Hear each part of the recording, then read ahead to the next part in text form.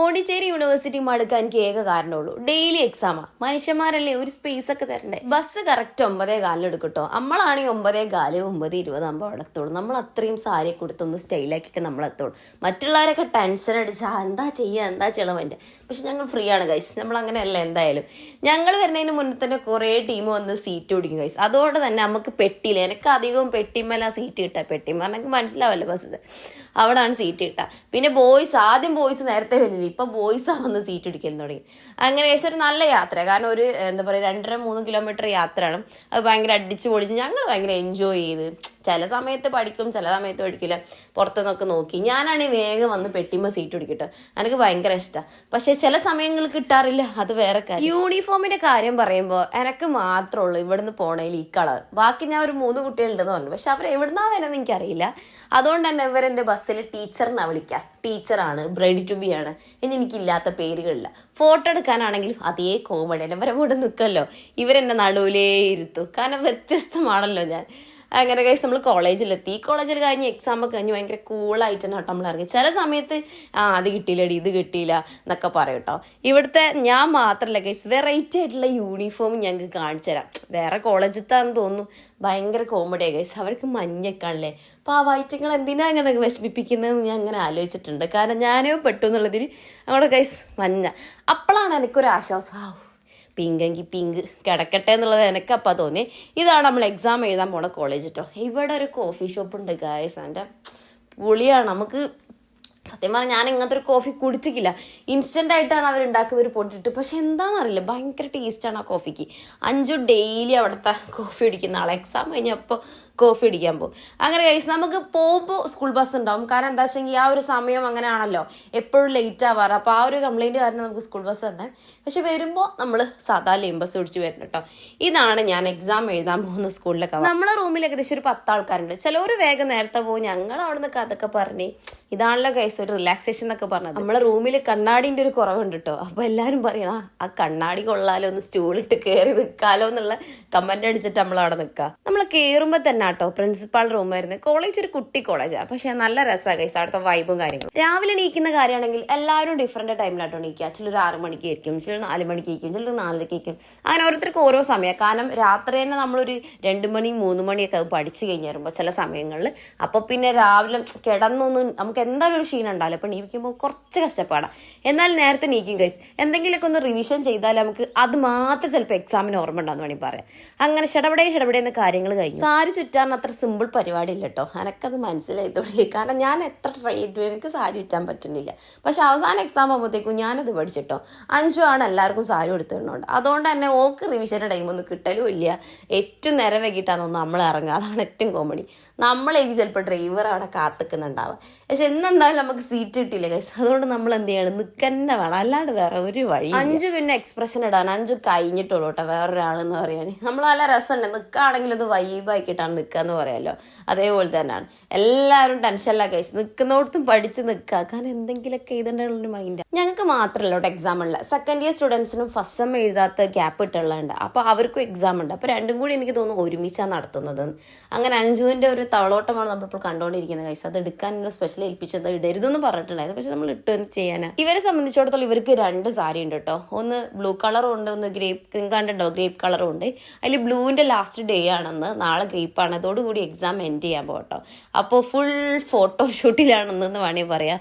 ഓരോ മതിൽ കണ്ടുപിടിക്കുകയാണ്, എവിടെ ഇരിക്കുക, അങ്ങനെ ഓരോ സ്പേസ് കണ്ടുപിടിക്കുകയാണ്. ചിലർ ലിപ്സ്റ്റിക് ഇടാൻ. അതൊരു വുമൺ മെൻറ്റാലിറ്റി ആണല്ലോ എന്തായാലും പറഞ്ഞാൽ. ഇതാണ് ഗൈസ് എൻ്റെ എക്സാം ഹോള് വരുന്നത്. തന്നെ ഏറ്റവും മൂലക്കല്ല ഞാൻ ഇരുന്നീന് കേട്ടോ. കുഴപ്പമില്ലായിരുന്നു. ബെഞ്ചിലൊരു ചെറിയ ആട്ടുണ്ടായിരുന്നു. പക്ഷെ ഞാൻ എക്സാം എഴുതി തുടങ്ങിയോടുകൂടി അതവിടെ നിന്നോ എന്നാണ് എനിക്ക് തോന്നുന്നത്. ഹുസ്നയാണ് നമ്മളെ മെയിൻ ഫോട്ടോഗ്രാഫർ എന്ന് പറയാം കേട്ടോ. നല്ല ഫോട്ടോസ് എടുത്തിട്ടുണ്ടായിരുന്നു. എനിക്ക് നല്ല അടിപൊളി ഫോട്ടോസ് കിട്ടിയിട്ടുണ്ടായിരുന്നു. ബി.എഡിന് മാത്രമല്ല കേട്ടോ, വേറെ എന്തിനൊക്കെ അവിടെ എക്സാം നടക്കുന്നുണ്ട്. അതുകൊണ്ട് തന്നെ പുറത്ത് ഉച്ചക്കൊന്നും ആരും കാണാനില്ല ഗൈസ്. നമ്മൾ ഫോട്ടോ എടുക്കാൻ വേണ്ടിയിട്ട് കുറേ ആൾക്കാർ അന്വേഷിച്ചു. പക്ഷെ കുട്ടികളൊന്നും റെഡി ആകുന്നില്ല. എല്ലാവരും വീണ്ടും ഫോട്ടോ എടുക്കലേക്ക് തന്നെ തിരിയാണ് ഗൈസ്. കാരണം എന്താ വെച്ചാൽ ഇനി ബ്ലൂ കിട്ടില്ലല്ലോ സത്യം പറഞ്ഞാൽ. പക്ഷെ എന്നെ സംബന്ധിച്ചിടത്തോളം എല്ലാ ദിവസവും ഫോട്ടോ എടുക്കാം. കാരണം എന്താ, പിങ്ക് ആണല്ലോ. അങ്ങനെ നമ്മൾ കുറച്ച് നേരം ഇരുന്നു, ഗ്രൂപ്പ് ഫോട്ടോ എടുത്തു, അതേപോലെ തന്നെ സിംഗിൾ ഫോട്ടോ എടുത്തു. ഇതന്നെയായിരുന്നു കുറച്ച് അവിടെ സ്പെൻഡ് ചെയ്തു. കാരണം എന്താ വെച്ചിട്ടുണ്ടെങ്കിൽ നാളെ നമുക്ക് ഒഴിവുണ്ട്. അപ്പം അതിന് പിറ്റേ ദിവസമാണ് നമുക്ക് എക്സാം വരുന്നത്. അതുകൊണ്ട് പിന്നെ കുറച്ച് ഫ്രീ ആയി. അല്ലെങ്കിൽ നമ്മൾ എക്സാം കഴിഞ്ഞാൽ കുറച്ചൊക്കെ ഒരു റിലാക്സ് ചെയ്തിട്ട് നമ്മൾ വേമുങ്ങും. കാരണം എന്താ വെച്ചാൽ നാളെ എക്സാം ആണല്ലോ. ഞങ്ങൾ എന്തൊക്കെ യാത്ര ചെയ്താലും ബസ് തെറ്റാറില്ല കേട്ടോ. പക്ഷെ ഇന്ന് അങ്ങനെയല്ല ഗൈസ്, ഇന്ന് തെറ്റിപ്പോയി. നമ്മൾ കയറി ബസ് വേറെ എങ്ങോട്ടാണ് പോയത്, സുൽത്താൻപേട്ടിലേക്ക് പോലായിരുന്നു. എല്ലാതും അങ്ങോട്ട് മൂഞ്ചി ഇറങ്ങി എന്ന് വേണമെങ്കിൽ പറയാം. എല്ലാം ഇറങ്ങി. ഇനി അടുത്ത ബസ് കയറാനുള്ള പ്ലാനിലാണ്. അങ്ങനെ ബസ് കിട്ടി ഗൈസ്, ഭാഗ്യത്തിന് ബസ് കിട്ടി, നമ്മൾ അവിടെ എത്തി. പക്ഷെ നമുക്ക് അങ്ങനെ സംഭവിക്കാമല്ലോ കേട്ടോ. കാരണം എന്താ വെച്ചാൽ ആ കോളേജിൽ നിന്ന് കയറുന്ന എല്ലാ ബസ്സും ഏകദേശം അങ്ങോട്ട് തന്നെയാണ് പോകുന്നത്. അപ്പോൾ ആ ഒരു ധൈര്യത്തിലാണ് ഞങ്ങൾ എപ്പോഴും ബസ് കയറാറ്. അങ്ങനെ ഒന്ന് അത്യാവശ്യം ലേറ്റ് ആയിരിക്കണം. പക്ഷെ സീനില്ല, കാരണം എന്താ വെച്ചെങ്കിൽ നാളെ എക്സാം ഇല്ല. അപ്പോൾ അല്ലെങ്കിൽ എല്ലാവരും ആ ഒരു ടെൻഷനും കാര്യങ്ങളും. പക്ഷെ എന്താ വെച്ചെങ്കിൽ മുടിഞ്ഞ വിശപ്പ്, വേഗം പോയി ഫുഡ് കഴിക്കുക, ആ ഒരു മൈൻഡിലാണ് ഇപ്പോൾ നമ്മൾ നടക്കുന്നത്. ഞങ്ങൾ വന്നപ്പോഴത്തെ കാലാവസ്ഥ നോക്കുകയാണെങ്കിൽ അന്ന് നല്ല മഴ ചെയ്തിട്ടുണ്ടായിരുന്നു കേട്ടോ. പിറ്റേ ദിവസം അത്യാവശ്യം കുഴപ്പമില്ലാണ്ട് മഴ ചെയ്ത് നല്ലൊരു കൂളിങ്. എങ്ങനെ ഭയങ്കര തണുപ്പേനു, നമുക്ക് തണുത്തിട്ട് ഇങ്ങോട്ട് നിൽക്കാൻ പറ്റില്ല. മീൻസ് മേലെഴുകാൻ പോലും എനിക്ക് പറ്റില്ല ആ സിറ്റുവേഷനിൽ. പിന്നെ കൈസ് വെയിൽ അങ്ങ് വന്ന്. അപ്പം ഞാൻ വിചാരിച്ചു കേരളമാണ് ഏറ്റവും അടിപൊളി. ഒരുമാതിരി കുത്തുന്ന വെയിൽ, സിറ്റി ആയത് എന്തുകൊണ്ടറിയില്ല, ഭയങ്കര വെയിൽ. നമുക്കൊന്നും അധികം നിൽക്കാൻ തന്നെ പറ്റില്ല. സംഭവം ഒരു നല്ലതിനാണ് കുട എടുത്തത് എനിക്ക് തോന്നിട്ടോ. അത്രയും വെയിലുണ്ടായിരുന്നു. തമിഴ്നാട്ടിൽ പിന്നെ ഞാൻ കണ്ടത് കോലത്താട്ടോ. എല്ലാ സ്ഥലത്തും ഒരു കോലം ഉണ്ടാവും. ഏതൊരു പീഡികക്കൊലയിൽ പോലും കോലം ഉണ്ടാവും കേട്ടോ. കുഞ്ഞു കുഞ്ഞു കോലങ്ങൾ, നല്ല രസമാണ്. ചിലർ ഭയങ്കര കളറൊക്കെ ആയിട്ട് സെറ്റാക്കി ഇടും, ചിലർ സാധാ നോർമലി വെള്ളപ്പൊടി പോലെ അങ്ങനെ ഇടും. ഭയങ്കര രസമാണ് കാണാനും. നാളെ എക്സാം ഇല്ലാത്തതുകൊണ്ട് ഇന്ന് വൈകുന്നേരം കഴിച്ച് നമ്മളൊന്ന് ജസ്റ്റ് ചില്ലാവാൻ ഇറങ്ങി. ഒന്നുമില്ല, ഒന്ന് നടക്കാം, ഒന്ന് ഫുഡ് കഴിക്കാം. പിന്നെ ജസ്റ്റ് ഒരു അടുത്തൊരു ടെമ്പിൾ ഉണ്ട്, അപ്പം അതിൻ്റെ ഫ്രണ്ടിലാക്കി ഒന്ന് കാണാമോ, അത്രയേ ഉള്ളൂ.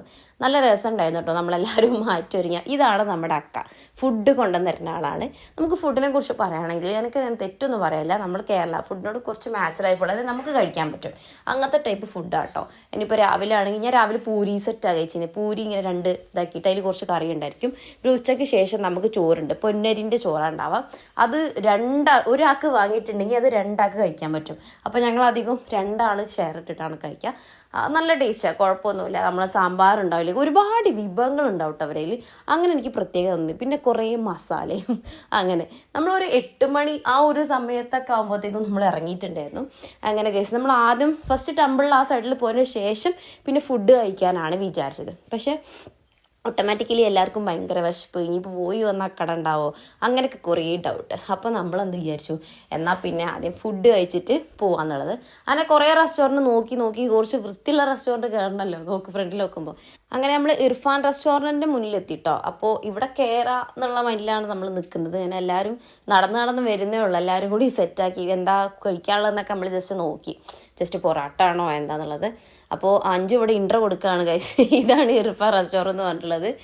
അങ്ങനെ നമ്മൾ എന്ത് ചെയ്ത് കയറി. പക്ഷെ എന്നെ സംബന്ധിച്ചോളം ഞാൻ ഉച്ചക്ക് ഫുഡ് കഴിച്ചിട്ടില്ലായിരുന്നു. എനിക്ക് ചോറ് വേണം, അത് മെയിനാണ്. അപ്പോൾ ഞാൻ ഒന്നും കഴിച്ചില്ലായിരുന്നു, ജസ്റ്റ് ഒരു പപ്സ് മാത്രമേ കഴിച്ചിട്ടുള്ളൂ. അപ്പോൾ എനിക്ക് നല്ല വിശപ്പുണ്ട്, അപ്പോൾ എനിക്ക് ചോറ് തന്നെ വേണം. ഇപ്പോൾ അവിടെ മെയിനായിട്ടുള്ളത് ഫ്രൈഡ് റൈസ് അങ്ങനത്തെയൊക്കെയാണ്. ബിരിയാണി ഞാൻ അവിടുത്തെ കഴിച്ചു ഗൈസ്, പക്ഷെ എനിക്കത്ര ഇഷ്ടപ്പെട്ടിട്ടില്ല. പക്ഷെ അവിടുത്തെ ഫ്രൈഡ് റൈസ് കുഴപ്പമില്ല, നമുക്ക് ഓക്കെ ആണെന്നുള്ള മൈൻഡാണ് ഫ്രൈഡ് റൈസിൻ്റെ കാര്യത്തിൽ. ഇവർ പൊരിച്ച പൊറാട്ട പോലത്തെ എന്തോ ഒരു സാധനം ഓർഡർ ചെയ്തിട്ടുണ്ട്, നല്ല രസമുണ്ട്. അത് റൗണ്ടിൽ തന്നെ കാണാൻ. എനിക്ക് ചോറ് വേണമല്ലോ, അതുകൊണ്ട് ഞാൻ ഫ്രൈഡ് റൈസ് ആട്ടോ കഴിച്ചത്. അത്യാവശ്യം ക്വാണ്ടിറ്റി ഉണ്ടായിരുന്നു, എല്ലാം കഴിച്ചും ചെയ്തു. അങ്ങനെ വയറൊക്കെ നിറഞ്ഞു ഗൈസ്. ഇനി നമ്മൾ ടെമ്പിളിൻ്റെ അവിടേക്ക് വിസിറ്റ് ചെയ്യാൻ പോവാണ്. അഞ്ജുവിന് റൂട്ട് അറിയാം. അഞ്ജു ഇന്നലെ പനി പിടിച്ചിട്ട് ഡോക്ടറെ കാണിക്കാൻ പോയി. അപ്പോൾ അതിൻ്റെ അടുത്തായിട്ടാണ് ഈ ടെമ്പിൾ വരുന്നത്. അങ്ങനെ നമ്മൾ അത്യാവശ്യം പോവാണ്ട് കേട്ടോ. ഞാൻ വിചാരിച്ചു ആകെ 2 കിലോമീറ്റർ ഉള്ളൂ, പക്ഷെ നല്ല നടക്കാണ്ട്. നടന്നപ്പോഴാണ് എനിക്ക് ആ കാര്യം മനസ്സിലായത്. ഇതാണ് ആ ടെമ്പിളിൻ്റെ ഫ്രണ്ട് വരുന്നത് കേട്ടോ. നല്ല രസമുണ്ട് കാണാൻ, ആ ലൈറ്റിങ്ങും കാര്യങ്ങളൊക്കെ വന്നിട്ട്. അതിൻ്റെ അടുത്ത് തന്നെ ചന്ദ്രൻ നിൽക്കുന്ന പോലെയല്ല, അടിപൊളിയായിരുന്നു. പിന്നെ നമ്മൾ വിചാരിച്ചു ചായ കുടിച്ചിട്ട് പോകാന്നുള്ളത്. പക്ഷേ ചായക്കട ഉണ്ടപ്പോൾ എല്ലാവരും വേണ്ട, നമുക്ക് വേറെ സ്ഥലത്ത് കുടിക്കാമെന്ന്. അങ്ങനെ നമ്മൾ ഹോസ്റ്റലിൽ എടുത്തിട്ടുണ്ട് ഒരു ചായക്കട, പക്ഷേ തുറക്കോ ഇല്ല എന്നുള്ളത് നമുക്ക് ഡൗട്ടാണ്. പക്ഷെ എന്തും കണ്ടാലും ഗൈസ് രണ്ടും കൽപ്പിച്ചിറങ്ങുന്ന പോലെ അതേപോലെ നമ്മൾ നടന്നു. ഇനിയിപ്പോൾ ഇല്ലെങ്കിൽ വലിയ ഹോസ്റ്റലിൽ കയറാന്നുള്ളത്. പക്ഷെ നമ്മൾ ജസ്റ്റ് നോക്കിയതാണ്, ചേച്ചി അവിടെ ചായക്കട വന്നിട്ടുണ്ടായിരുന്നു. നമ്മൾ പോയപ്പോൾ നമ്മൾ മാത്രമല്ല കേട്ടോ, നമ്മൾ സീനിയേഴ്സ് അവിടെ വന്നിട്ടുണ്ടായിരുന്നു. അപ്പോൾ പിന്നെ വർത്താനൊക്കെ പറഞ്ഞ് ചെറുതായിട്ട് കോഫിയൊക്കെ കുടിച്ച് നല്ല രസം ഉണ്ടായിരുന്നു കേട്ടോ. ശരിക്കും പറഞ്ഞാൽ ഇതൊക്കെ ഒരു മെമ്മറിയാണ്. പഠിച്ച സാധനങ്ങളൊന്നും മൈൻഡിൽ ഒന്നുമില്ല, പക്ഷെ നമ്മൾ സംസാരിച്ചത്, നമ്മൾ കളിച്ചത്, നമ്മൾ എവിടേക്ക് പോയത്, ആ കാര്യമാണല്ലോ മെമ്മറി സ്റ്റോർ ചെയ്ത് വെക്കുക. അതുപോലെ തന്നെയായിരുന്നു. എൻ്റെ യൂട്യൂബ് ചാനൽ ഞാൻ ഫേമസ് ആവും. സത്യം പറയുകയാണെങ്കിൽ എനിക്കൊരു മൈൻഡിൽ ഇതുണ്ടായിരുന്നു, അവരെ മിങ്കിളിങ് ആവോ എങ്ങനെയാണ് ക്യാരക്ടർ എന്നൊന്നും നമുക്ക് അറിയില്ലല്ലോ. പക്ഷെ ഞങ്ങൾ അവിടെ എത്തിയപ്പോഴാണ് ഗൈസ് ഇത്ര അടിപൊളിയാവുമെന്ന് വിചാരിച്ചില്ല. അപ്പുറത്തെ റൂമിലത്തെ ടീമിനെ ഞങ്ങൾ ചോദിക്കാൻ തുടങ്ങി, നിങ്ങൾ ആദ്യം മുതലേ കമ്പനി ഉണ്ടായിരുന്നു, അത്ര അടിപൊളിയായിരുന്നു.